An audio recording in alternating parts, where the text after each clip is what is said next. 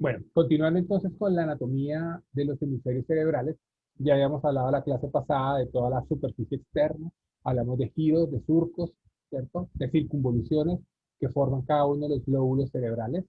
Ya vamos a empezar a hablar un poco de la configuración interna. Dentro de la configuración interna es importante saber, y ya la hemos recalcado previamente, la presencia de un sistema ventricular. El sistema ventricular es una tubería, básicamente, en la cual circula el líquido cefalorraquídeo, que es la linfa del cerebro, básicamente, la manera de comunicarse y la manera de drenar los desechos tisulares a través de ese líquido, el líquido cefalorraquídeo. Ese líquido cefalorraquídeo transcurre por un sistema de canales, de tubos, ¿sí? Que se encuentran en todas las porciones del sistema nervioso central. ¿Ok? Ese sistema ventricular está conformado por básicamente espacios o cavidades o dilataciones dentro en la profundidad del sistema nervioso central, del tejido nervioso, que se conocen como ventrículos. ¿Ok? Entonces, ya hemos hablado varias veces, varias veces del sistema ventricular, pero vamos a hacer una especie de pequeño resumen. Esto lo hablaremos en una clase de sistema ventricular ya un poco más detallado, pero para resumir, es importante tener que hay un ventrículo lateral en cada uno de los hemisferios cerebrales, uno derecho, uno izquierdo, ¿sí? Un ventrículo lateral. Ese ventrículo lateral es una cavidad en forma de C, tiene la forma, ¿cierto? Y tiene una porción en cada uno de los lóbulos, un asta frontal, el cuerpo en la parte parietal, un asta occipital, que es una prolongación hacia atrás, y un asta temporal. Tiene una forma de C, es una cavidad en forma de C con una colita en la parte occipital. Ese es el ventrículo lateral y se encuentra uno en cada hemisferio, la profundidad de cada hemisferio cerebral, íntimamente relacionado con los núcleos profundos que vamos a ver a continuación. ¿De acuerdo?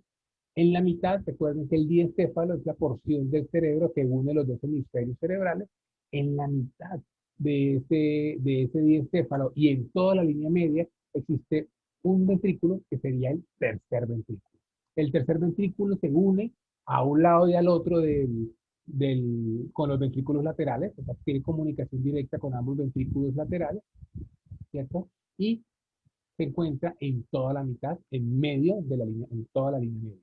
Esta cavidad, a diferencia de los ventrículos laterales, que es en forma de C, esta es en forma de hendidura, que es completamente planita, completamente lineal. ¿Listo? Se encuentra íntimamente relacionada con todas las estructuras del diencéfalo, incluyendo la glándula hipófisis. Como vemos acá la prolongación, como mira el ventrículo, el tercer ventrículo, alcanza a llegar al receso óptico y a meterse casi al infundíbulo de la hipófisis. La comunicación que existe entre el ventrículo lateral y el tercer ventrículo se llama foramen interventricular o foramen o agujero de Monro. ¿Sí? Es lo que comunica el ventrículo lateral de un hemisferio con el tercer ventrículo en la mitad. ¿Listo? Desde el tercer ventrículo, que se encuentra en el diencéfalo, sale el acueducto de Silvio, que es un estrechamiento, es un canal súper estrecho que pasa a través del mesencéfalo, eso se llama acueducto de Silvio o acueducto cerebral, y va a terminar en una dilatación, una última dilatación, que viene siendo el cuarto ventrículo. ¿Dónde está ese cuarto ventrículo? Entre la protuberancia, entre el tallo cerebral y el cerebelo. Ahí se encuentra el cuarto ventrículo. ¿Listo? A este nivel, a nivel del cuarto ventrículo, hay unas comunicaciones, que lo veremos después cuando hablemos de meninges, en las cuales se comunica el líquido que va bajando por ese sistema ventricular, sale del sistema ventricular y va a empezar a llenar el espacio subarachnoideo. ¿Listo? A este nivel, a nivel del cuarto ventrículo, en donde hay una comunicación directa con el sistema ventricular, con el sistema externo de drenaje de líquido cefalorraquídeo que se encuentra en el espacio subarachnoideo.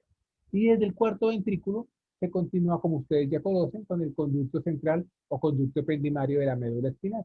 Esto que va a descender por toda la profundidad, por todo el centro de la médula espinal, hasta el cono medular, y ahí drena. Ahí termina el sistema ventricular. ¿Ok? Entonces, esto lo veremos con un poco mayor detenimiento en una clase especial. Acá vemos dos cortes radiológicos. Esto es una resonancia cerebral. Esto es un corte coronal. ¿Sí? Mira, vemos el sistema ventricular, las partes del sistema ventricular. Vemos los ventrículos laterales a cada lado del cerebro, en cada hemisferio cerebral. Vemos un tercer ventrículo en toda la mitad, ¿cierto? Mira cómo se comunica el ventrículo lateral con el tercer ventrículo por medio del foramen interventricular. Acá vemos un corte sagital, un corte, qué pena, esto es un axial, esto es un coronal, correcto, en la cual vemos el ventrículo lateral en la profundidad de cada hemisferio cerebral, ¿cierto? Un tercer ventrículo en toda la mitad y la forma como se comunica uno, cada ventrículo lateral con el tercer ventrículo. ¿Listo? Obviamente esto lo vamos a aclarar mucho mejor y a hablar mucho mejor de la anatomía en una clase dedicada a sistema ventricular. Pero ¿Listo? una pregunta. Señor. ¿En una hemorragia intraventricular el paciente podría tener muerte cerebral? Depende, la muerte cerebral no es una consecuencia de un daño difuso a nivel, a nivel cerebral. Puede ser por infección, puede ser por falta de oxígeno, puede ser por un sangrado. ¿Listo? La hemorragia intraventricular, el hecho de que haya sangre acá, lo que puede provocar es que esa sangre coagule y tape, por ejemplo, llegue y el coágulo llegue y tape el acueducto cerebral y haya hidrocefalia y la hidrocefalia pueda provocar que aumente la cantidad de líquido, aumente la presión dentro del cerebro y dañe el cerebro. ¿Listo? Pero pues, ¿que puede provocarlo? Sí, claro, claro que sí, pero que sea una causa directa, no. ¿Sí? El término muerte cerebral es un término muy específico, muy claro, en la cual no hay ningún tipo de actividad cerebral, incluyendo actividad de tallo cerebral, que es la vegetativa, la que respiramos de manera espontánea, nuestro corazón late de manera espontánea.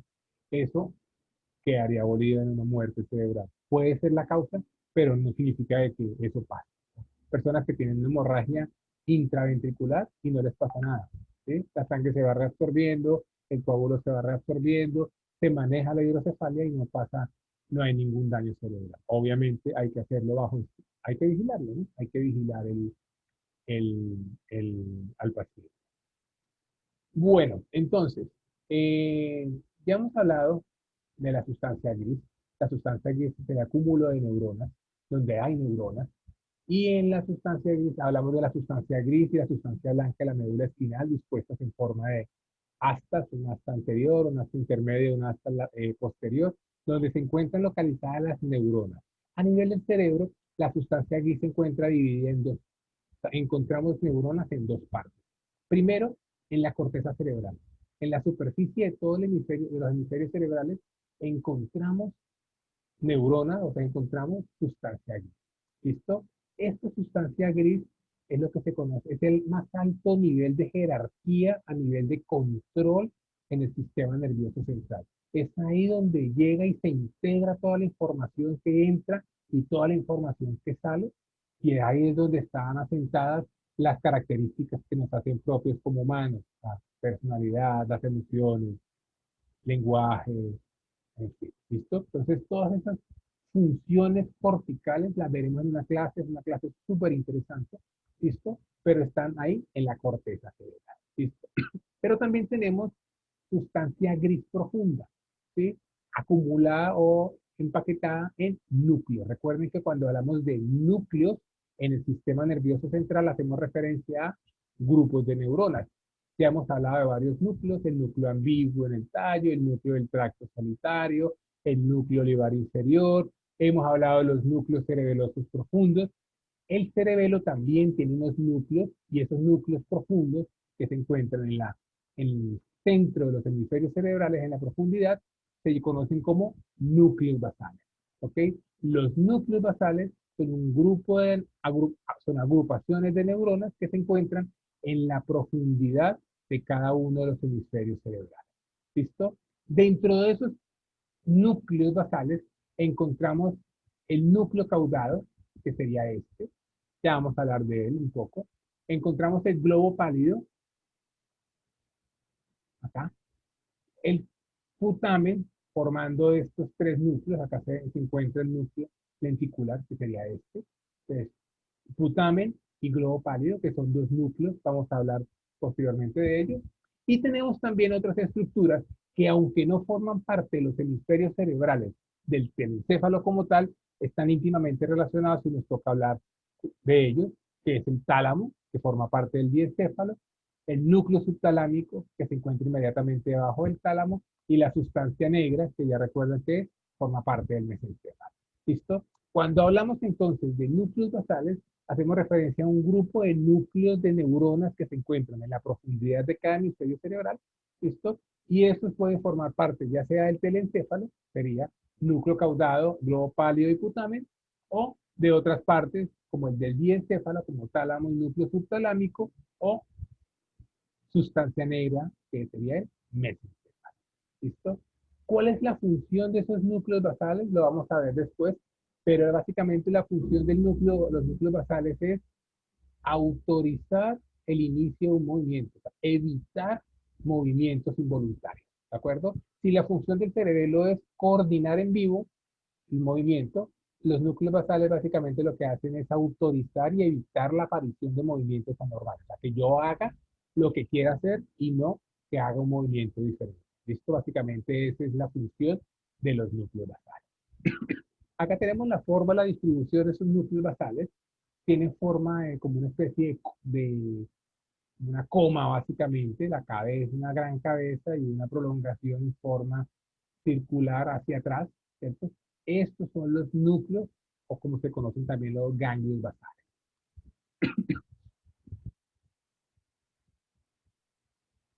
Eso lo veremos a continuación, bien clarito. ¿Listo? Entonces ya dijimos sustancia gris en corteza cerebral y en núcleos profundos. Los núcleos profundos o núcleos basales que se conocen a nivel del sistema, a nivel de los hemisferios cerebrales. Pero también tenemos sustancia blanca. La sustancia blanca básicamente son tractos, son axones que van y vienen en el hemisferio cerebral. Eso es sustancia blanca. Y la sustancia blanca, a diferencia de la médula, que la sustancia blanca está en la superficie, en el cerebro, la sustancia blanca está en la mitad, está protegida por la corteza, está en el centro de los hemisferios cerebrales. ¿Cómo podemos clasificar esa sustancia blanca? La podemos clasificar de varias maneras. Primero, fibras de asociación. Son axones que comunican áreas de un mismo hemisferio cerebral. ¿Listo? Que comunican, por ejemplo, el lóbulo frontal con el parietal con el occipital, el temporal con el frontal, ¿sí? O sea, que comunican pequeñas áreas cerebrales dentro de un mismo hemisferio cerebral. Eso es una fibra de asociación y ya vamos a ver los tipos de fibras de asociación. Segundo tipo de fibras, las comisurales. Comisurales hace referencia a que pasan de un lado al otro, cruzan la línea media y pasan al hemisferio cerebral contralateral. La más importante, el cuerpo calloso, es la más grande, comunica funcional y anatómicamente los dos hemisferios, es el que mantiene unidos los dos hemisferios cerebrales. Pero también tenemos otros, comisura anterior, comisura posterior, el fornix y la comisura venular, que la vamos a describir a continuación. ¿Listo? Y tercero, finalmente, fibras de proyección. Son axones que comunican hemisferio cerebral con otras partes del sistema nervioso central, ¿cierto? Ya sea tallo cerebral, ya sea cerebelo o ya sea médula espinal. Básicamente son axones que entran y salen de los hemisferios cerebrales. ¿Listo? Entonces, tres tipos. Fibras de asociación que comunican áreas del mismo hemisferio cerebral, fibras comisurales que unen comunican los dos hemisferios cerebrales, el derecho con el izquierdo, y fibras de proyección, axones que entran o sacan información fuera de los hemisferios cerebrales. La principal y única fibra de proyección es la cápsula interna. Entonces, empecemos hablando de las fibras de asociación, que son las fibras que unen pedazos o áreas o segmentos de un mismo hemisferio sin cruzar la línea media. Tenemos dos tipos, las cortas, que se encuentran inmediatamente, mire, por debajo de los surcos, que comunican áreas adyacentes, áreas muy cercanas de corteza cerebral. Estas son fibras de asociación cortas y no tienen ningún nombre en especial. sea, toda la corteza, toda la sustancia blanca que se encuentra debajo de un surco, pues es una fibra de asociación corta que me va a comunicar pequeñas áreas, áreas muy cercanas de la corteza cerebral.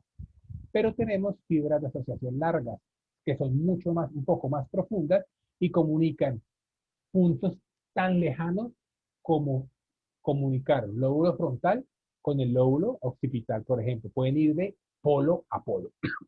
¿Cuáles son las más importantes? El fascículo longitudinal superior, ¿cierto? Que va desde el lóbulo frontal hasta el lóbulo occipital, o sea, comunica lóbulo frontal con lóbulo occipital. Tenemos el fascículo longitudinal inferior, que va desde el polo temporal, comunicándome temporal, hasta el polo occipital, miren, fascículo longitudinal inferior. Tenemos el fascículo uncinado, que me va a comunicar lóbulo frontal con lóbulo temporal, súper importante para el lenguaje, y lo veremos cuando hablemos de lenguaje.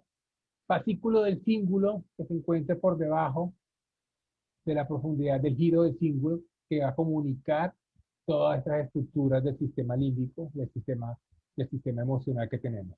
¿Listo? Existen otras como el fascículo perpendicular también, que van a comunicar áreas grandes como entre parietal y occipital.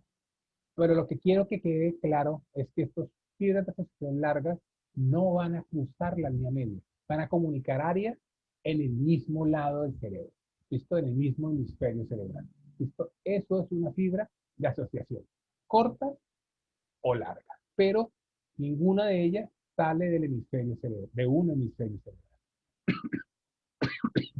Diferente de las fibras comisurales. Las fibras comisurales sí son fibras que comunican un lado, un hemisferio cerebral con el otro. ¿Listo? Y la principal fibra comisural es el cuerpo calloso. El cuerpo calloso es el que une anatómicamente los dos hemisferios cerebrales. Si yo corto el cuerpo calloso, se me separan los dos hemisferios completamente. ¿Sí? Se describen varias porciones dependiendo de su localización. Hablamos de un cuerpo, que es la parte más gruesa central del cuerpo calloso, una rodilla, un pico y un esplenio. Acá lo vamos a ver. Entonces, acá vemos un corte axial, un corte sagital, corrijo. Vemos el cuerpo calloso de una forma como comunica, mire el color completamente blanco, porque es sustancia blanca pura, puros axones, es pura mielina, entonces por eso es mucho más blanca. Acá vemos inclusive la diferencia entre la corteza, mira esta, y la sustancia blanca que se alcanza a ver en este pequeño corte. ¿Ok? Acá vemos ya el esquema del cuerpo calloso. Tenemos un cuerpo, el cuerpo del cuerpo calloso, ¿cierto? Un área anterior en la cual se dobla, que es la rodilla del cuerpo calloso.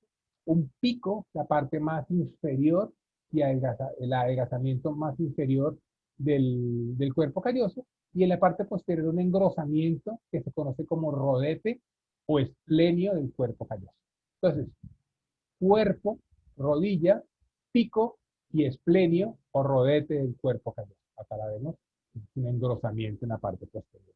Todo eso, ese cuerpo calloso básicamente está conformado por fibras que comunican ambos hemisferios cerebrales. ¿Listo? ¿Alguna pregunta hasta ahí, muchachos? Bueno, esas fibras que comunican, que forman el cuerpo calloso, tienen una distribución. Las más centrales se conocen como radiación del cuerpo calloso. Todas estas fibras que entran y salen, pero las más anteriores y las más posteriores hacen como un giro, ¿cierto? Se hacen como una comba, un giro para formar algo que se llama los forceps. Los forceps del cuerpo calloso, forceps del cuerpo calloso, básicamente son como giros, como, no sé cómo describirlo, como una disposición en forma de arco que forman las fibras del cuerpo calloso. Entonces tenemos la radiación, mire, la radiación del cuerpo calloso, pero en la parte anterior hace un giro para llegar a la lóbulo frontal y en la parte posterior esas fibras hacen un giro para llegar al lóbulo occipital. Esos giros se conocen como forceps. Forceps mayor en la parte posterior en el lóbulo occipital, míralo, forceps mayor, y forceps menor en la parte anterior o lóbulo frontal. ¿Listo? O sea, la forma como se disponen las fibras, los axones que cruzan de un lado al otro el hemisferio cerebral. Acá se ve bastante clarito en esta disección anatómica la radiación del cuerpo calloso, el forceps mayor que es en la parte posterior, y el forceps menor en la parte anterior. Acá vemos, qué pena, acá vemos una imagen, esto es una tractografía, es una imagen de resonancia especial en la cual se ven los tractos, en los cuales vemos cómo los axones, cómo forman, mire, por ejemplo, la rodilla y el rodete del cuerpo calloso, cómo vemos el cuerpo calloso y cómo vemos los forceps o los axones que giran y hacen esa comba, como ese giro, para llegar a los lóbulos occipital y frontal respectivamente. ¿Listo? Esa es una fibra comisural, el cuerpo calloso. Es la principal y la más importante de todas porque comunica ambos hemisferios cerebrales. Sin embargo, tenemos otras fibras comisurales mucho más pequeñas y quizá no tan importantes. La primera es la comisura anterior. Si este es el cuerpo calloso, el rodete del cuerpo calloso, cuerpo, rodilla y pico, inmediatamente por debajo del pico hay un engrosamiento que se conoce como comisura anterior. Esa comisura anterior forma parte de esta estructura no nerviosa que se conoce como lámina terminal. La lámina terminal básicamente es tejido conjuntivo, astrocitos, formando el límite del tercer ventrículo. Todo esto es tercer ventrículo. ¿Sí? En esta lámina terminal encontramos un paquete de axones que pasan de un lado al otro y se conocen como comisura anterior. Esta comisura anterior va a comunicar básicamente dos áreas, que son las áreas olfatorias. ¿Sí? Recuerden, en algún momento hablamos, cuando hablamos de nervio olfatorio, de que una de las estrías, una de las divisiones del tracto olfatorio se va hacia la región medial, ¿cierto? Al hipotálamo, toda la parte emocional, y ahí en lugares donde se cruza para cruzar información olfatoria y llevarla al hipotálamo. ¿Listo? Entonces, la comisura anterior es la fibra comisural encargada de la comunicación entre los dos hemisferios con respecto a la parte olfatoria. ¿Listo? La segunda es la comisura avenular. La comisura avenular se encuentra en la parte posterior. Tenemos el rodete del cuerpo calloso e inmediatamente vemos también tejido conjuntivo en la parte posterior, que no es un tejido nervioso. Vemos la glándula pineal que la habíamos hablado anteriormente, pero inmediatamente encima, acá vemos un pequeño engrosamiento, que es la comisura avenular. ¿Para qué sirve? No se sabe. Hasta ahora no se ha conocido una función clara. Al parecer tiene que ver con comunicación para información visual relacionada con el ciclo circadiano, con el ciclo sueño-vigilia, pero aún no está muy claro. ¿Por qué no se sabe? Porque han habido pacientes con lesiones muy específicas en ese nivel y no les pasa nada. Entonces, la neurología, las neurociencias se basan en la descripción de lesiones. Pues si al paciente se le daña tal cosa, pues entonces yo sé qué tiene, ¿sí? Entonces, se ha demostrado que pacientes que tienen lesiones muy específicas a ese nivel y no se les encuentra absolutamente ninguna alteración. Por esa razón no se les encuentra una función clara. ¿Listo? Y finalmente, la comisura posterior, que se encuentra inmediatamente por debajo. Aquí está, ¿no? Esta es la glándula pineal, la que produce melatonina, la que nos hace dormir. Y abajo tenemos la comisura posterior, que está inmediatamente por debajo de la glándula pineal y me comunica, mire que está muy relacionada con la región tectal del mesencéfalo. Todo esto es mesencéfalo y acá están los colículos superior e inferior.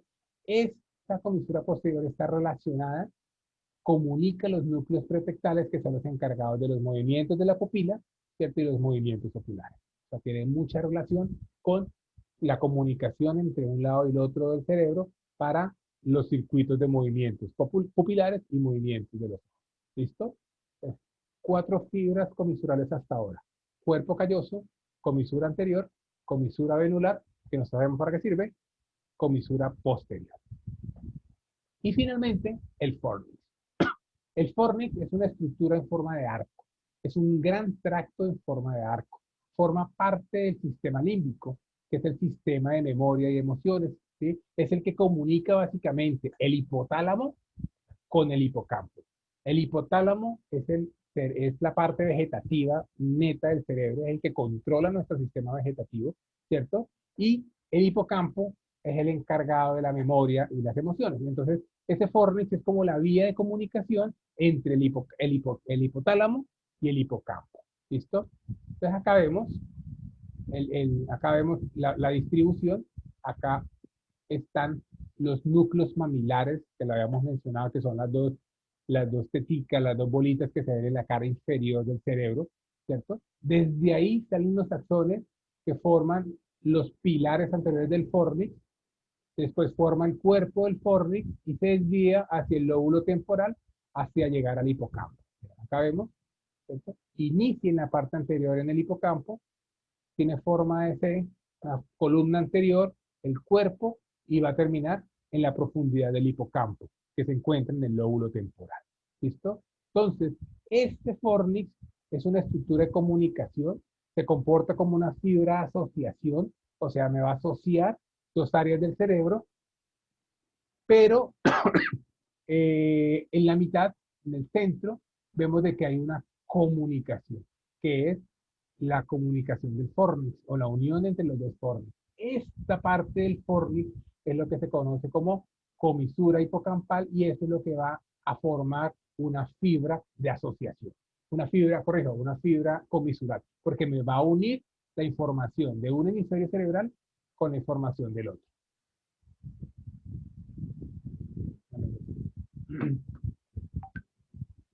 Eh, ¿Claro hasta ahí, muchachos? Entonces, 5 fibras de comisurales. Cuerpo calloso, comisura anterior, comisura posterior, comisura venular y el fornix. Que si bien es cierto, el fornix me va a comunicar, son dos estructuras de un solo lado, en el centro se unen, se pegan y van a cruzar información. Por esa razón, el fornix va a formar una fibra comisural. ¿De acuerdo? Acá vemos la forma, vemos el núcleo mamilar desde el hipotálamo, el fornix, a este nivel se unen y se continúa hacia el hipocampo. Bueno. ¿Alguna pregunta hasta acá, chicos? Bueno. Entonces, Ya. hablamos. No, profe. Dime, ¿si me escuchó? No, profe, nada. Ah, ok, ok. Bueno, entonces, y la última tipo de fibras son las fibras de proyección. ¿Sí? Entonces, unas fibras de asociación dentro de cada hemisferio, una fibra comisural que comunica uno y otro hemisferio, de un hemisferio del otro lado, y finalmente las fibras de proyección. Las fibras de proyección son las que van a sacar información de los hemisferios cerebrales. Y eso lo hacen por medio de una sola fibra de proyección que se conoce como cápsula interna. La cápsula interna es la única y la más importante fibra de proyección del sistema nervioso central. Por ahí entran y salen todos los tractos que llegan a la corteza cerebral. ¿Listo? Antes de ser formada, esta cápsula interna pasa por medio de los ganglios, de los núcleos basales, ¿sí? Y va a formar una división que vamos a ver ahora a continuación. Esto me va a dividir y me va a separar los núcleos profundos, ¿listo? Pero antes de formarse ahí la cápsula interna, va a empezar a recibir axones de toda la corteza cerebral. Todos esos axones que van a formar esa cápsula interna se conoce como corona radiada. Toda esa concentración va concentrándose, se van concentrando los axones que salen y entran de la corteza y se van condensando formando la cápsula interna. ¿Listo? Entonces, cuando hablamos de corona radiada, son todos los axones que van a formar la cápsula interna, que básicamente es ya el tracto empaquetado de todo lo que va a entrar y salir de cada hemisferio cerebral. Acá vemos la forma como se distribuye. Miren, pues cuando pasa por medio de los ganglios basales, pasa por medio del núcleo caudado, del tálamo, del núcleo lenticular. Esta área en forma de boomerang es la cápsula interna. La cápsula interna se le describe un brazo anterior, una rodilla y un brazo posterior. Esta cápsula interna está concentrada absolutamente toda la información que entra y sale. ¿Listo? Eso es gravísimo en cuestiones clínicas debido a un muy poco espacio, mira que todo lo grande que es el cerebro, pero si yo llego y daño esta área, por ejemplo, ¿sí? Pues obviamente ahí están concentrados todo lo que va a salir o todo lo que está entrando al sistema nervioso central y eso puede ser igual o más grave que dañar todo el hemisferio, por ejemplo, porque voy a bloquear la única entrada o la única salida de, de cada hemisferio cerebral. ¿Listo? Esto lo vamos a ver, cada área, cada brazo, el brazo anterior, el brazo posterior tiene una función específica, tiene tractos específicos, pero básicamente atraviesan los núcleos basales en un área muy pequeña. Toda esta región es lo que se conoce como cerebro profundo, que es lo que vamos a ver a continuación. ¿Listo? ¿Alguna pregunta hasta acá, chicos, mientras cambio de diapositiva?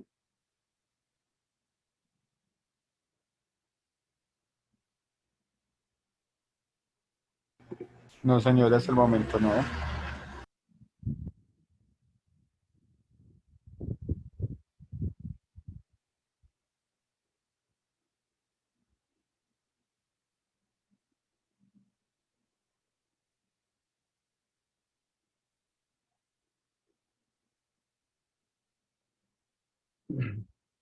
Bueno, entonces continuando con lo que estábamos hablando, estamos hablando de que toda esta región interna profunda es lo que se conoce como cerebro profundo. El cerebro profundo está conformado por estructuras del telencéfalo o de los hemisferios cerebrales y estructuras del diencéfalo. ¿Qué estructuras del telencéfalo? Sustancia gris formada por los núcleos basales, que vamos a hablar de ellos ahora. Sustancia blanca, la cápsula interna, que acabamos de mencionarla, que es la principal fibra de proyección del sistema nervioso. Y por sistema ventricular, que lo veremos en una próxima clase. ¿Listo? Y también está conformada por estructuras del diencéfalo. Tálamo, hipotálamo, subtálamo y epitálamo. Eso lo vamos a ver poco a poco. ¿Listo? Entonces empecemos hablando de los núcleos basales. Los núcleos basales forman parte de la sustancia gris profunda del sistema nervioso central. ¿Listo? Anatómicamente forman parte del telencéfalo, el núcleo caudado, el globo pálido y el putamen. Sin embargo, hay un circuito que es el circuito gangliobasal, que es el encargado de evitar los movimientos involuntarios que no forman parte del telencéfalo, pero se describen ahí cerquita, que es el tálamo, el núcleo subtalámico y la sustancia negra. ¿Listo? A pesar de que estas estructuras no son estructuras del telencéfalo, se describen en conjunto como parte de los núcleos basales. No sé si me quedó claro el concepto. Bueno, dentro de estos núcleos basales tenemos tres. El núcleo caudado, el putamen y el globo pálido. El globo pálido a su vez se divide en un globo pálido interno y un globo pálido externo.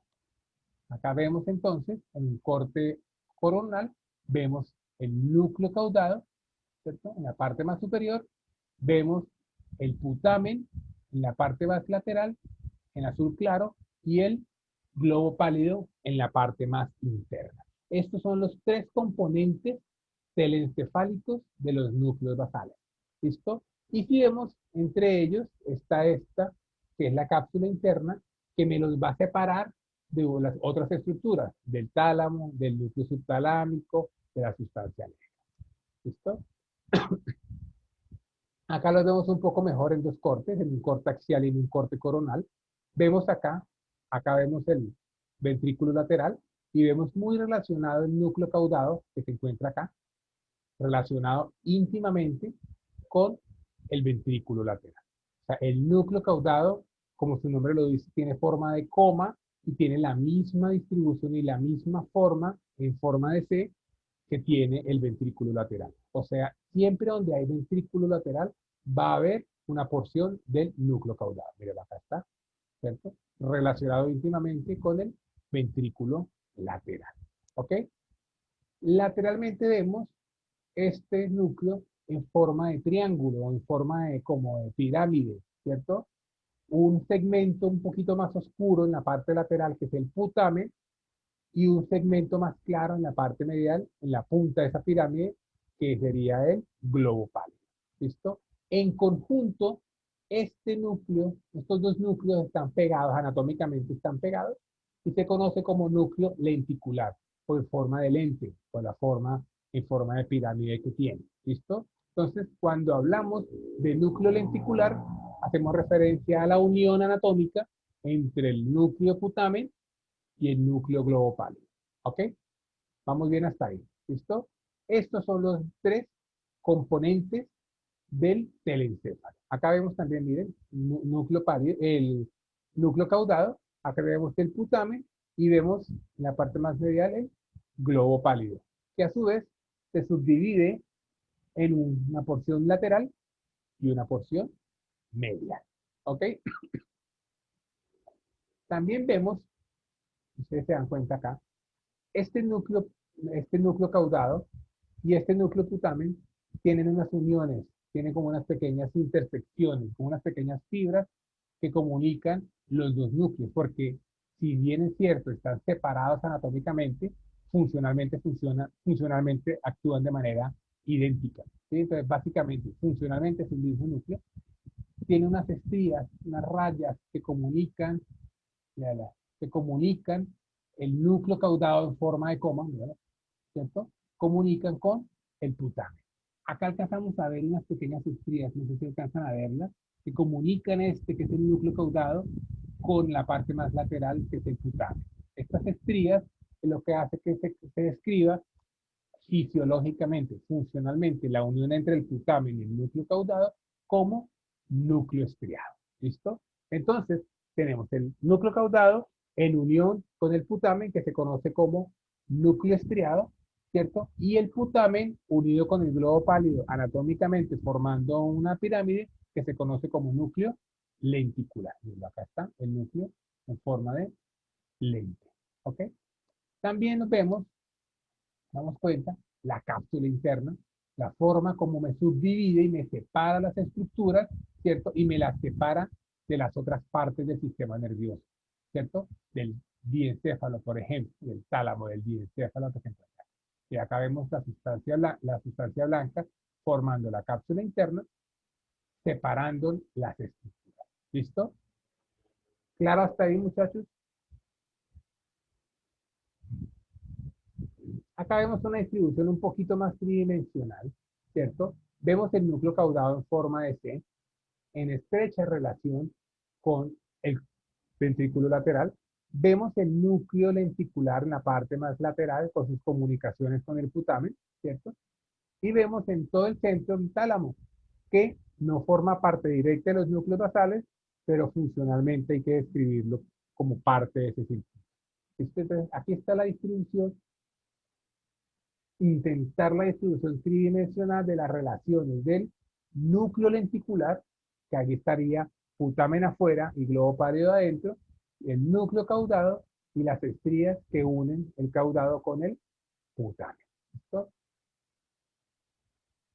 Acá nuevamente, núcleo lenticular, acá vemos el núcleo caudado, vemos las estrías que comunican el núcleo caudado con el putamen y vemos su característica forma en forma de C. Nuevamente, vemos la misma distribución, el núcleo lenticular a este nivel, el núcleo caudado, ¿cierto? El tálamo, y vemos las fibras de la cápsula interna, cómo separan cada una de las estructuras, separando el tálamo del núcleo lenticular, el núcleo lenticular del núcleo caudado. ¿Listo? Igualmente, nuevamente, para volver a refrescar, acá tenemos el núcleo caudado, estrecha relación con el ventrículo lateral, el núcleo lenticular en forma de pirámide, putamen en la parte más externa, globo pálido en la parte más interna, y vemos la cápsula interna separando las estructuras y separándolo de esta otra estructura que es el tálamo que vamos a hablar a continuación. ¿Listo? Dentro de esto también encontramos algunas otras estructuras como esta. Acá vemos esta, que es esta línea de sustancia gris que se conoce como claustro. El claustro es una delgada línea que la hemos visto, se alcanza a ver acá un poco, en la parte lateral. Acá la alcanzamos a ver. Es sustancia gris que se encuentra inmediatamente por fuera del núcleo, del núcleo lenticular, del putamen. ¿Sí? No se conoce la función exacta del claustro, al parecer tiene funciones vegetativas. Está inmediatamente por debajo del lóbulo de la ínsula. Todo esto es corteza de la ínsula, del lóbulo insular, ¿cierto? Parece que tiene relación con circuitos de control vegetativo, pero no se conoce muy bien cuál es cuál es la función. Pero mire, acá vemos la, el claustro, ¿listo? Y si somos más específicos todavía, vemos una área de sustancia blanca entre el putamen y el claustro y otra que está por fuera del claustro. Entonces, si esta es la cápsula interna, esta sería la cápsula externa y la que sigue sería la cápsula extrema. Son áreas de sustancia blanca que comunican, vendrían siendo fibras de asociación porque no comunican, se quedan ahí quietas, pero forman parte de la anatomía de ese centro del cerebro, de esas estructuras profundas.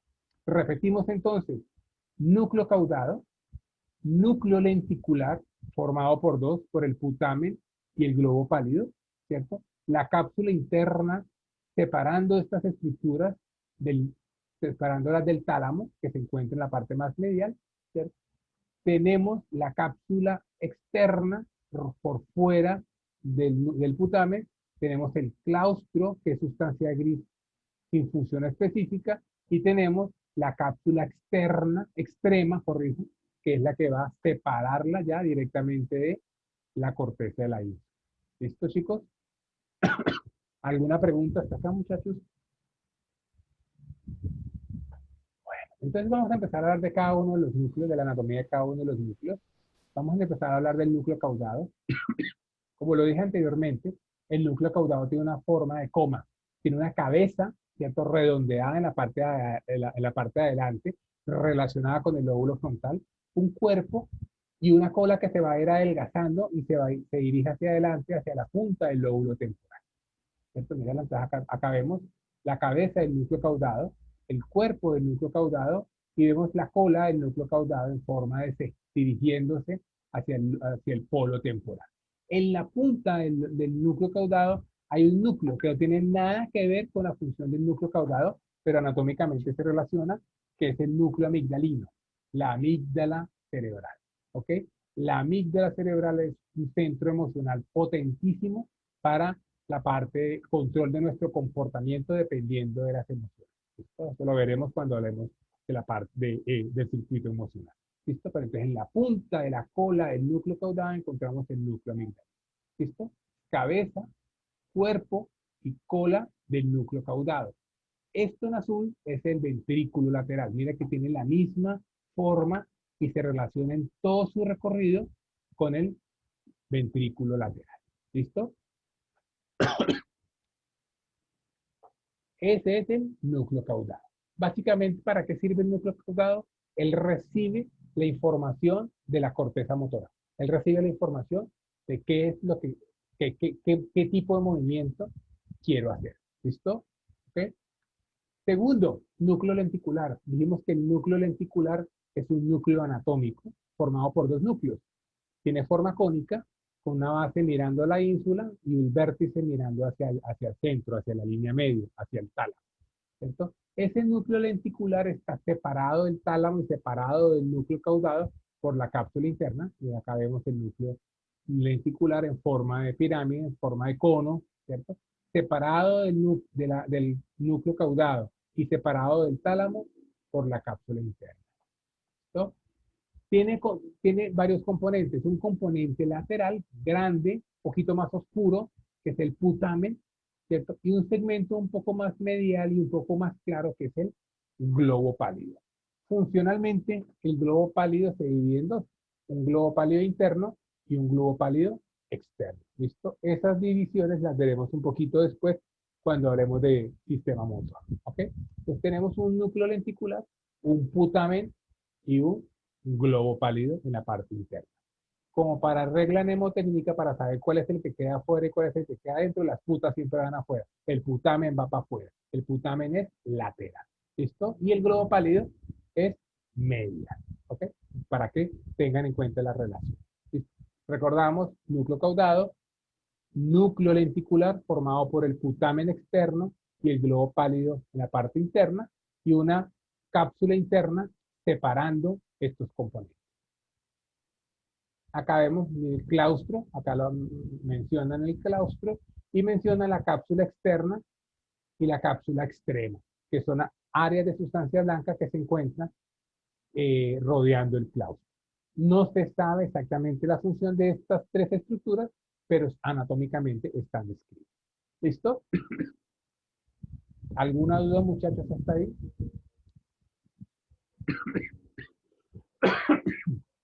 Bueno, ok. Entonces, ya hablamos de los núcleos, ya hablamos de la sustancia gris. Ahora vamos a hablar de la sustancia blanca de ese cerebro profundo.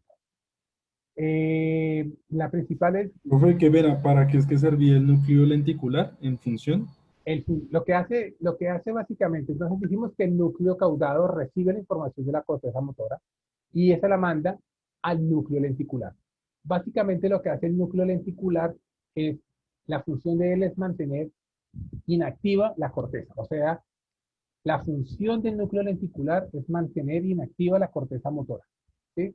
Debido a toda la cantidad de cosas que pensamos y información que pasa desde la corteza motora tiene que estar inactiva, tiene que estar frecuentemente apagada, o sea, inhibida para evitar que haya movimientos anormales. ¿De acuerdo? Esa es la función del núcleo lenticular. Mantener apagada, mantener inhibida la corteza motora, para que se mueva solamente cuando la corteza premotora, es que no me quería meter porque tengo que explicar un poco más, la corteza premotora, que es la que inicia el movimiento, ¿cierto? Yo quiero empezar a mover, quiero hacer un movimiento, se active y por medio de ese circuito se inactive el núcleo lenticular y el núcleo lenticular permita la actividad motora. Esto es básicamente es un circuito de retroalimentación. ¿Listo? Mucho más complejo, nos toca tener un poquito más de bagaje de fisiología, por eso trato de no confundirlos mucho. Pero básicamente el núcleo caudado recibe la información de, lo que, de la corteza premotora, de lo que yo quiero hacer, ¿sí? Y me inhibe el núcleo lenticular y el núcleo lenticular que estaba inhibiendo la corteza motora, pues va a permitir el movimiento. ¿Sí? Por eso cuando estamos muy concentrados, ¿cierto? Estamos súper concentrados en algo, a veces el núcleo lenticular nos falla y empiezan a aparecer movimientos que se llaman manerismos o mañas motoras o movimientos involuntarios como, ¿sí? Como, no sé, a veces cada uno tiene sus mañas, ¿cierto? O parpadeo, o hay gente que contrae la mandíbula, ¿sí? Contrae los músculos maceteros. Entonces, empiezan a aparecer pequeños movimientos involuntarios que indican de que la corteza motora se está inactivando por alguna razón, casi siempre concentración, ¿cierto? Algunos temblores pueden aparecer cuando uno está demasiado asustado, entonces falla un poquito esa inhibición motora del núcleo lenticular. Pero para poder hablar de eso nos toca tener un poquito más de bagaje la parte de fisiología. Creo que con eso es suficiente por el momento, ¿listo? Bueno, entonces la cápsula interna es el tracto de salida más grande del sistema nervioso central. Tracto de entrada y de salida. ¿Listo? Está conformado por los grandes tractos que entran y salen. ¿Cuáles? Los motores, ¿cierto? Que salen del cerebro, que son los córtico-espinales y los córtico-vulvares, ¿cierto? Pero también lleva fibras hacia el cerebelo, que es los tractos frontopónticos, los que van a llegar a la protuberancia y ahí se dirigen hacia el cerebelo. ¿Listo? Entonces, toda la información motora que sale por medio de la cápsula interna. Pero también por esa cápsula interna llega toda la información sensitiva que llega al tálamo. Todo lo que nos llega, visión, audición, equilibrio, olfato, tacto, dolor, va a llegar al tálamo. Y el tálamo se dirige a la corteza. Entonces, esa cápsula interna también recoge toda esa información que llega al tálamo y que la va a distribuir a cada una de las áreas de la corteza cerebral. ¿Listo? Entonces está conformado por tractos motores que salen y tractos sensitivos que entran por medio del tálamo. ¿Listo? ¿Qué tractos sensitivos? Está formada la cápsula interna. La radiación talámica anterior, que viene básicamente, manda fibras hacia la parte frontal, toda la parte comportamental. La radiación talámica superior, toda la parte sensitivo, tacto, dolor, presión, temperatura en piel y mucosa. Radiación talámica posterior hacia la corteza occipital, toda la parte visual. y la radiación talámica inferior, toda la parte auditiva hacia la corteza temporal. ¿Listo? O sea, esa es la forma, la cápsula interna, toda la cantidad de información que tiene, concentrada toda en ese pequeño espacio. Por eso es tan grave una lesión a ese nivel que puede dejar a una persona completamente desconectada del hemisferio por una lesión pequeña a nivel de la cápsula interna. ¿Listo? Como lo dije anteriormente, esa cápsula interna pasa a través del cerebro profundo y separa cada uno de los componentes. Acá tenemos como el brazo anterior y el brazo posterior me separan núcleo caudado, me separan núcleo lenticular y me separan tálamo. ¿Listo? Nuevamente acá vemos la cápsula interna, el brazo anterior que me separa el caudado del lenticular, un brazo posterior que me separa el tálamo del núcleo lenticular y una rodilla en todo el cerebro. ¿Listo? En toda esta área están concentradas todas las fibras motoras que salen y todas las sensitivas que llegan al tálamo, ¿cierto? Todas están concentradas en esta pequeña área. Acá vemos entonces, como lo dije anteriormente, el brazo anterior está conformado por la radiación talámica anterior, que es la que lleva la información hacia el lóbulo frontal, toda la parte comportamental. Tiene el tracto frontopóntico, que es el tracto que va, motor que se va a dirigir al cerebelo, y tiene algunas otras fibras pequeñas. ¿Listo? O sea, básicamente el brazo anterior es un brazo comportamental, ¿cierto? Manda toda la información que tiene que ver con el lóbulo frontal relacionada con cambios comportamentales. ¿Listo? Y el brazo posterior encontramos la radiación talámica superior, que básicamente es sensitivo, ¿cierto? Todo lo que va, toda la sensibilidad de la piel y mucosa que va hacia el lóbulo parietal, el tracto córtico vulvar, que es motor, y el tracto córtico espinal, que es motor.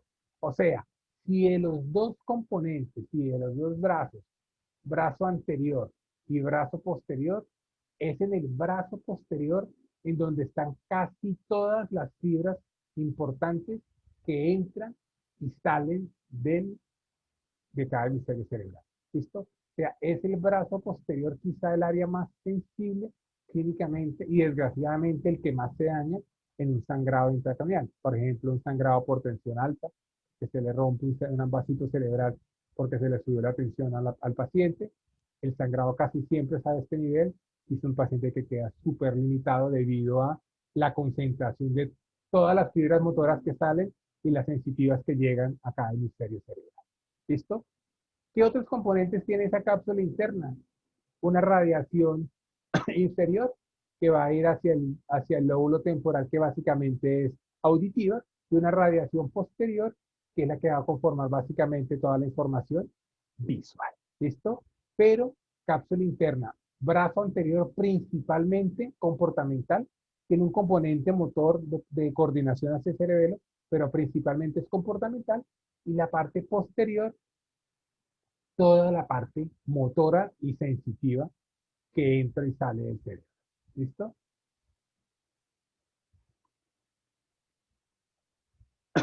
Diencéfalo. Entonces, todo lo que hemos hablado hasta ahora ha sido telencéfalo, hemisferios cerebrales. Ahora vamos a hablar de esa pequeña estructura que queda en toda la mitad de los hemisferios cerebrales y que me comunica cada uno de los hemisferios con el tallo cerebral. ¿Listo? Ese diencéfalo se divide en 4 partes.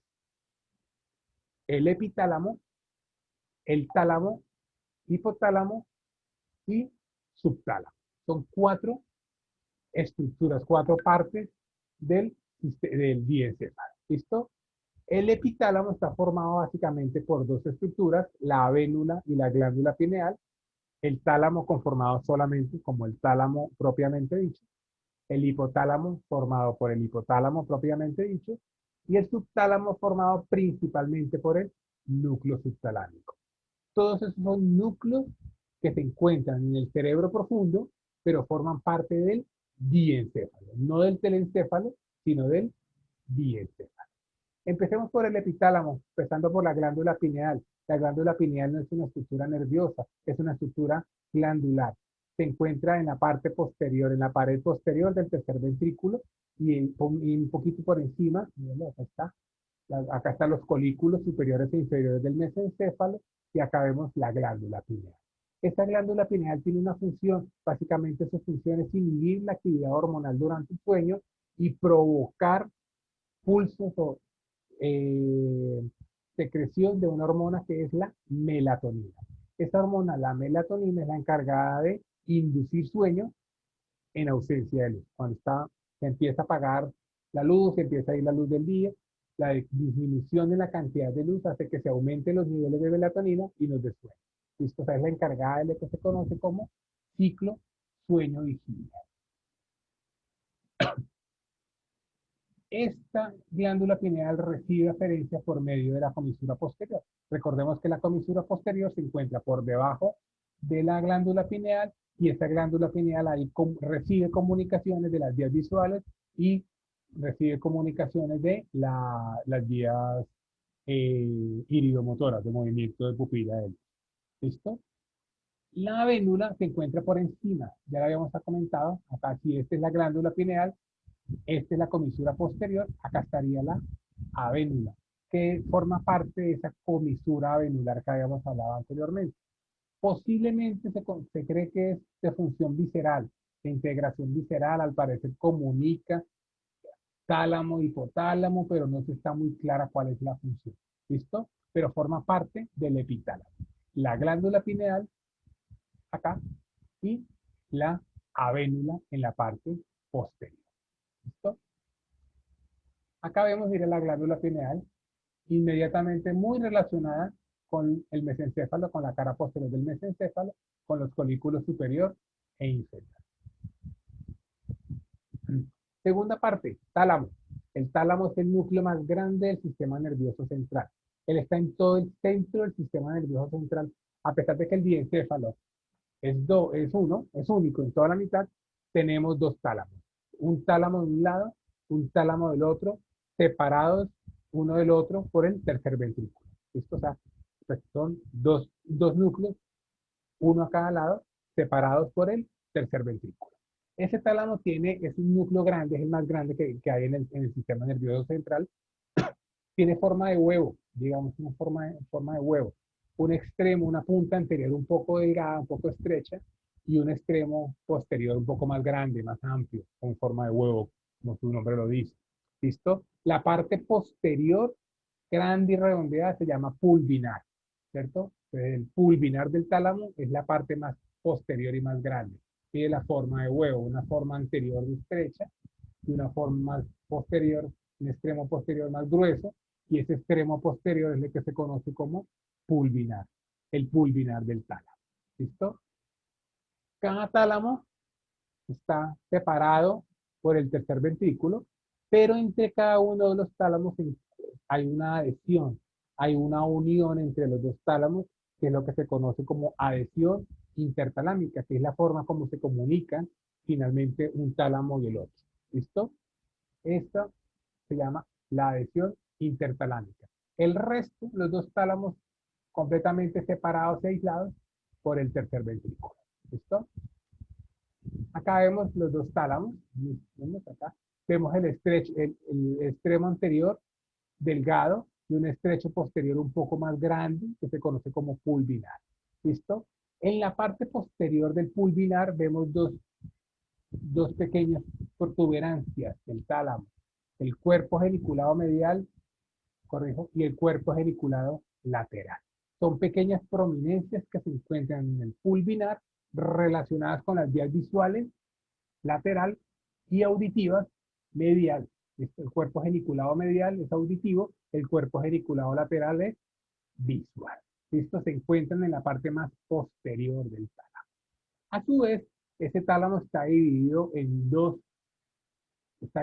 tres por una lámina de sustancia blanca que me separa ese tálamo en tres partes. Un segmento anterior, acá en amarillo, un segmento lateral y un segmento medial. ¿Listo? Entonces, un segmento anterior, segmento medial segmento lateral y segmento medial. ¿Listo? ¿Vamos bien hasta ahí, muchachos? Acá vemos, aquí está la descripción. Entonces, ese tálamo se me divide en tres hay un área, un tracto en forma de Y que me separa una parte anterior, una parte lateral y una parte medial, cada uno de los tálamos. ¿Listo? Esa masa anterior, esa masa celular anterior, talámica anterior, básicamente es frontal, hacia adelante, comportamental. Todo lo que tenga que ver con comportamiento, con sistema límbico, con emociones.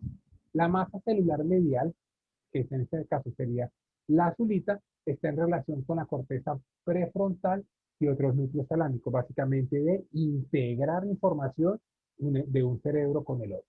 ¿Listo? Lo que tiene que ver con prefrontal tiene que ver también con algo de comportamiento, ¿listo? Y con la parte motora, pero vamos por partes, ¿listo? Y finalmente, la masa lateral, que es la más grande del tálamo, es la que recibe y la que remanda toda la información motora y sensitiva. O sea, es la gran integradora de toda la función sensitiva del cuerpo. Y de ahí radica la función del tálamo. ¿Para qué sirve el tálamo? Es el integrador de todas las funciones cerebrales. Todo lo que entra y todo lo que sale del cerebro debe pasar por control talámico. Básicamente es el portero, más que el portero, como el administrador del edificio. ¿Sí? Él conoce a todo el mundo, él tiene contacto con todo el mundo, ¿cierto? Él tiene la línea directa para comunicarse con cada uno de los que viven en el edificio que es el cerebro, ¿listo? O sea, él los coordina, él los conoce, él los controla y los integra. Cuando lo requiere, hace la reunión, la asamblea y hace lo que tiene que hacer para coordinar. ¿Listo? O sea, esa es la función del tálamo, el administrador del edificio, básicamente. ¿Listo? A él llega absolutamente toda la información que entra o que sale del sistema nervioso central. ¿Listo? Por eso, pues, vemos las radiaciones, lo habíamos comentado anteriormente, fibras que salen del tálamo. Hacia arriba, por el brazo posterior de la cápsula interna, básicamente sensibilidad, todo lo que llega de sensibilidad al tálamo, lo manda a la corteza temporal, a la corteza parietal. Hacia atrás, radiación óptica, la radiación posterior, todo lo visual. Hacia adelante, brazo anterior de la cápsula interna, toda la parte comportamental. Y hacia abajo, la radiación olfatoria, todo lo que tenga que ver con audición y con olfato. ¿Listo? Entonces, esta es la manera como el tálamo se comunica absolutamente con todas las áreas del sistema nervioso central. Tercera estructura, hipotálamo. ¿Listo? Tenemos el hipotálamo. El hipotálamo es el cerebro del cerebro. O sea, es el que coordina absolutamente todas las funciones cerebrales. ¿Sí? Si bien es cierto, el cerebro es independiente y puede funcionar sin necesidad del hipotálamo, requiere el hipotálamo para que se haga lo que quiera hacer. Básicamente el hipotálamo viene siendo la forma como se responde, como el cerebro va a responder frente a un estímulo. ¿Listo? Entonces, el hipotálamo es necesario para poder responder. El cerebro solo no puede hacer nada porque no va a tener quien le ayude a cumplir las funciones que tiene que hacer. ¿Listo?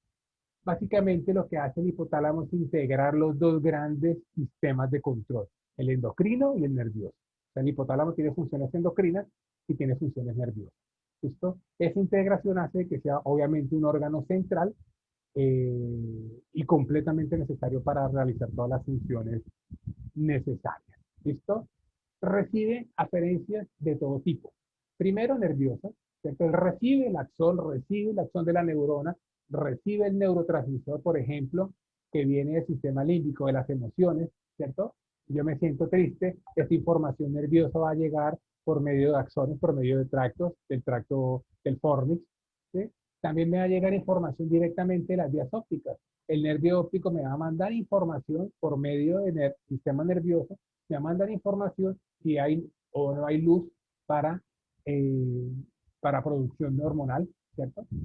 También me recibe información por medio del líquido cefalorraquídeo, o sea, la glándula pineal que me va a inactivar el hipotálamo cuando nos vamos a dormir, ¿sí? Lo hace por medio de hormonas. Entonces, la glándula pineal lo que hace es liberar la melatonina, la hormona, directamente en el líquido cefalorraquídeo del tercer ventrículo y el hipotálamo recibe esa hormona por medio del líquido cefalorraquídeo. O sea, el líquido cefalorraquídeo en el tercer ventrículo sirve como comunicación hormonal también. ¿Listo? Entonces, no solamente recibe información nerviosa, sino información hormonal. Y como si fuera poco, a ese nivel, esa barrera hematoencefálica que es tan estricta y no deja pasar absolutamente nada, a nivel del hipotálamo, sí deja pasar glucosa, deja pasar electrolitos, deja pasar sustancias proinflamatorias que hacen que el hipotálamo responda. Por ejemplo, el hipotálamo a ese nivel me va a pensar si hay alguna bacteria en sangre. ¿Para qué? Para aumentar la temperatura, provocar fiebre e intentar matar la bacteria aumentando la temperatura corporal. ¿Listo? Si hay poquito azúcar en sangre, inmediatamente el hipotálamo me va a pensar directamente de la sangre que hay poca azúcar y me va a estimular el hambre por medio de un núcleo. El núcleo perióptico me va a aumentar la sensación de hambre y voy a buscar comida. ¿Listo? Entonces, de esa manera el hipotálamo va a recibir varios tipos de aferencia, nerviosa, hormonal o directamente química a través de la sangre. ¿Listo? Y esa respuesta, o sea, la respuesta lo hace de dos maneras, nerviosa, visceral o hormonal. Nervioso por medio del sistema simpático o parasimpático, ¿cierto? Cualquier cosa. Yo estoy triste, me pongo a llorar, la lágrima sale por medio del parasimpático activado por el facial. ¿Listo? O sea, por medio del sistema nervioso parasimpático me va a provocar lagrimen, ¿cierto?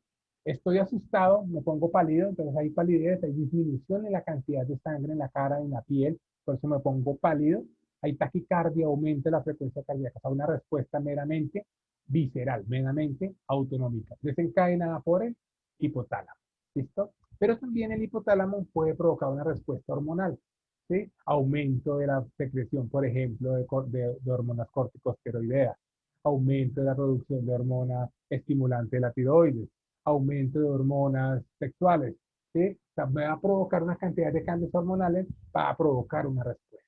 ¿Listo? Entonces, dense cuenta de la importancia del hipotálamo. Me recibe información de todo tipo para hacer una respuesta, ya sea endocrina o ya sea nerviosa. Ese hipotálamo está metido debajo de los tálamos. Sí es una estructura única. A diferencia de los tálamos, que son dos, uno a cada lado, el hipotálamo se encuentra abajo, en la parte central, y es una única estructura. Se encuentra por debajo, formando el piso y parte de la pared inferior del ventrículo, del tercer ventrículo. ¿Listo? Acá lo vemos, míralo. Todo esto es el tercer ventrículo. El hipotálamo viene estando en la parte, es bastante pequeño, en la parte más inferior de este tercer ventrículo. ¿Listo? Está directamente, miren la glándula hipófisis y miren el fundíbulo hipofisiario, que no es una estructura nerviosa, es una estructura glandular, pero que se encuentra cercana al hipotálamo en estrecha relación. ¿Por qué? Pues porque necesitamos que el hipotálamo responda también de manera hormonal. ¿Listo? Este hipotálamo está separado por el fornix. El fornix viene siendo este, ¿cierto? Este fornix me va a separar ese hipotálamo en dos áreas. Un área medial en relación estrecha con el tercer ventrículo y con el líquido cefalorraquídeo y una porción lateral en estrecha relación con los vasos perforantes que llegan a la sustancia perforada anterior y posterior. Acá vemos el fornix, ¿cierto? Acá están los cuerpos mamilares y este fornix me separa en una porción medial relacionada con el tercer ventrículo y una porción lateral más relacionada con esas áreas de sustancia perforada anterior y posterior que habíamos mencionado anteriormente. Cada una de ellas tiene unos núcleos, una cantidad de núcleos impresionante, que no es mi objetivo que se los aprendan porque ni yo me los sé todos, ¿sí? Pero estos son los más importantes. Lo traigo a colaciones para las funciones. Por ejemplo, el núcleo supraóptico va a producir una hormona que es la antidiurética. Como su nombre lo dice, me va a bloquear la orina, o sea, vamos a ahorrar agua. ¿Sí? Vamos a evitar que orinemos para aumentar la presión sanguínea y para evitar la pérdida de líquido. Si yo estoy sudando mucho, pues yo voy a dejar de orinar para ahorrar líquido y no deshidratarme. El núcleo paraventricular produce oxitocina, que sirve para muchas cosas. Básicamente, la oxitocina sirve para la contracción del músculo uterino durante el parto, ¿cierto? La sensación de placer después del coito. En fin, tiene una cantidad de funciones. ¿Listo? Núcleo preóptico me controla el sistema nervioso parasimpático. El área hipotálamo anterior regula la temperatura, aumentando, disminuyendo la temperatura cuando estamos muy calientes, ¿cierto? Obviamente también es un centro de la sed, o sea, me estimula la ingesta de agua. Y así sucesivamente. Función sexual, el núcleo periventricular. Por ejemplo, en este núcleo periventricular se han encontrado diferencias sexuales entre hombre y mujer, entre macho y hembra, ¿cierto? Que hace de que el macho tenga una actitud motora copulatoria diferente de la hembra, ¿sí? Por ejemplo, entonces, los núcleos supraquiasmáticos es el que va a regular los ciclos circadianos. Hay un núcleo que es el que me controla el hambre, que me controla la saciedad, o sea, que ya no tengo hambre. En fin, una cantidad de cosas. Cada núcleo tiene una función específica y con el paso del tiempo se han encontrado más y más núcleos que no están descritos en los libros anatómicos clásicos, inclusive se describen más y más o se describen funciones nuevas en a cada uno de los núcleos. Estos son los más importantes y lo que quiero que quede claro son las funciones. Si tienen la cantidad de funciones que tiene el hipotálamo. Acá vemos otra imagen que tampoco pretendo que se la aprenda. Es las conexiones que tiene el hipotálamo, ya sea con el sistema nervioso, con sangre o con el sistema endocrino. Básicamente con todas, ¿cierto? Recibe información y manda información a todas partes del sistema nervioso central. ¿Listo? O sea, son centros integradores súper complejos, supremamente complejos, con múltiples funciones. Estas son las más importantes, pero obviamente hay muchísimas más que ustedes se darán cuenta cuando vean ustedes endocrinología, cuando vean ustedes hormonas, cuando empiecen a hablar de medicamentos en su clínica, van a empezar a encontrar cada vez más y más funciones. Lo único cierto es que es un área súper pequeña, súper estrecha, se encuentra en el diencéfalo, inmediatamente por debajo, y en estrecha relación con el tercer ventrículo. ¿Listo? ¿Ok? Chicos, ¿alguna pregunta? Ayer. Profe, qué pena hacerlo de volver. Es que Vale. creo que dijo muy rápido lo de las funciones de las masas celulares. Me hizo falta la masa celular medial y la lateral. Ok, estamos hablando del tálamo, ¿cierto? Tenemos esta lámina Sí, medular señor. interna me va a separar el tálamo en tres áreas. Una masa celular anterior, una masa celular lateral y una masa celular medial. La masa celular medial está unida entre las dos por medio de la adhesión intertalámica. Básicamente, esta adhesión intertalámica es comunicación.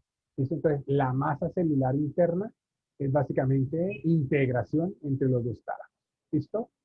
La masa celular anterior, frontal anterior, todo lo que tenga que ver con frontales, personalidad, comportamiento. Toda la parte comportamental está dirigida hacia esta función de la parte de la masa celular anterior. Y todo lo demás, todo lo rojo, básicamente es recibir información sensorial. Visión, audición, olfato, equilibrio, tacto, dolor. Todo esto lo recibe una cantidad de núcleos, que es el ventral posteromedial, ventral posterolateral, ventral lateral, ventral anterior.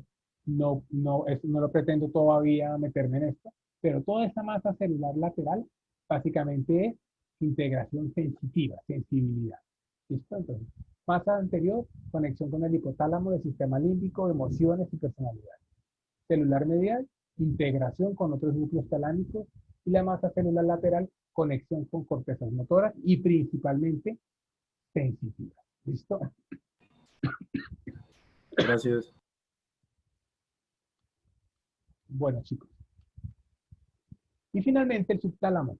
El subtálamo es una pequeña área que está debajo del hipotálamo, casi en la unión del diencéfalo con el mesencéfalo. Ahí se encuentra básicamente tres estructuras. Los núcleos rojos, que forman parte del mesencéfalo, la sustancia negra, que forma parte del mesencéfalo, y los núcleos subtalámicos. Esos núcleos subtalámicos, miren, se encontrarían acá. Acá está la sustancia negra, acá estaría el núcleo subtalámico, ¿cierto? Inmediatamente debajo del tálamo, poquito como en la unión entre el diencéfalo y el mesencéfalo. Es un núcleo muy pequeño, tiene forma de lenteja, el tamaño de una lenteja. Su localización es bastante variable no es visto en cortes anatómicos clásicos ni en neuroimágenes, y es importante, su función principal es en el control motor de los núcleos basales. Hablaremos un poquito más de la función del núcleo subtalámico cuando hablemos del circuito, pero anatómicamente sabemos que se encuentra inmediatamente por debajo del tálamo, muy relacionado, como entre el tálamo y el hipotálamo, se encuentra el núcleo subtalámico. ¿Ok? Función meramente motora. La función es muy clara, es meramente motora. No voy a explicar porque no quiero confundirlos, porque es un poco, la función es un poco compleja, pero su función básicamente es de control de movimiento. ¿Listo? Entonces acá vemos la cápsula interna, acá vemos el tálamo, acá vemos el núcleo lenticular que está formado por el putamen, acá vemos el núcleo rojo, la sustancia negra y el núcleo subtalámico, la localización donde se encuentra. Acá sí vemos esto, como la ampliación de esta área, acá está el tálamo y el núcleo lenticular, donde quedaría ese núcleo subtalámico. Esto es un área muy pequeña, pero súper importante. Tan importante es que la cirugía de Parkinson, que es la encargada de evitar temblores y movimientos anormales en esa enfermedad, va dirigida a estimular específicamente ese núcleo subtalámico. ¿Listo? Cuando hablemos de Parkinson, cuando hablemos de movimientos anormales, vamos a hablar un poquito y van a entender la importancia de ese núcleo subtalámico. ¿Listo? Chicos, ¿alguna pregunta con respecto a la clase o con respecto a la actividad del martes?